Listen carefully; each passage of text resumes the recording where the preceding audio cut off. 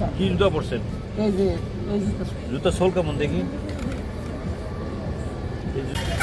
এই যে আপনি দেখলাম, আমি এখানে দাঁড়ায় থেকে দেখলাম যে আপনি বাস থেকে নামার সময় পড়ে গেলেন। না স্যার, নামার পরে এই যে এখানে স্লিপ করছি স্যার, হ্যাঁ, এখানে স্লিপ করছি। এই যে রাস্তাটা না, এই ডালটা এখানে এই জুতার তো এটা তো প্লাস্টিকের জুতা না, ওখান থেকে স্লিপ করছি। এই যে এই ছিলেন, দেখেন কি অবস্থা। হ্যাঁ, ওই যে ওখানে ওই হাতটা এই যে এখানে লাগে লাগে। আমার কথা হলো, জি যদি স্যার, আপনি এটা- এর থেকে বড় ক্ষতি হইতে পারতো কিনা? হ্যাঁ, হইতে পারতো স্যার, আপনি এটা মানবেন। আপনি এখানে কত টাকার জিনিস আছে? 400-500 400-500 টাকার জিনিস সারাদিনে বিক্রি করে কত টাকা লাভ হয় আপনার? লাভ সারাদিনে বেশি 300-400 টাকা থাকে। 400 টাকা লাভ হয়। 400 থাকে, 300 থাকে। এই 300-400 দিয়ে সংসার চলে, তাই না? জি। এখন আপনি এই যে এখন পরে যা শুধু হালকা আহত হয়েছে, তাই না? যদি পরে যে আরো বড় কিছু হতো, হাত পা ভেঙে যেত, তখন এই যে আপনার সংসারটা চালাইতো কি বলেন? কি আছে আপনার সংসারে?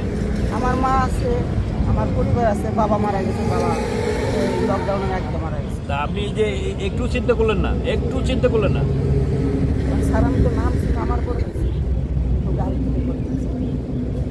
আমি তো নিজেই দেখলাম বিষয়টা। এই যে এটা খারাপ জিনিস না, জি। এত অস্থির হওয়ার কিছু নাই, তাই না স্যার, আমি তো আস্তে করে নামছি, নামার পরে ওখান থেকে স্লিপ করছি স্যার। এই গাড়ি থেকে নামে পড়তাম, এটাই করতাম। আমি নামে ঠিক আছে। আপনার যেহেতু আপনার পরিবার আছে, আপনি গাড়ি ঘোড়া থেকে নামেন ওঠেন, এই জন্য একটু সাবধানের সাথে একটু করলে ভালো হয় কিনা বলেন তো? হ্যাঁ, জি স্যার। কি জুতা পরছেন? এই যে এই জুতা। জুতা সোল কেমন দেখি?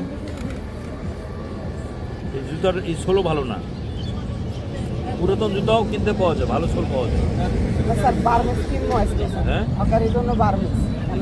না, এখন এই যে আমার সামনে দেখলাম বিষয়টা, এখন আপনি জুতা কিনবেন। না স্যার, আমাদের এই জুতা কিন্তু হকারের জন্য না স্যার। আমরা লোক প্লাস্টিকের জুতা পরে হকার করি। সকাল তো মাল নিয়ে বাইরে গেছি, আর কালকে আমার জুতা ছিঁড়ে গেছে স্যার। তাহলে আপনার কি করা উচিত বলুন তো?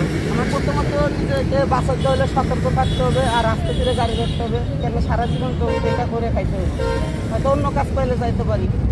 তাহলে আপনার সর্বপ্রথম যেহেতু আপনার ওঠা নামা, এই কারণে আপনার যে জুতাটা পরবেন, এই জুতাটা কিন্তু একটু ভালো হওয়া উচিত। ভালো বলতে জুতা নিম্নমানের হোক, কিন্তু সোলটা ভালো হইতে হবে।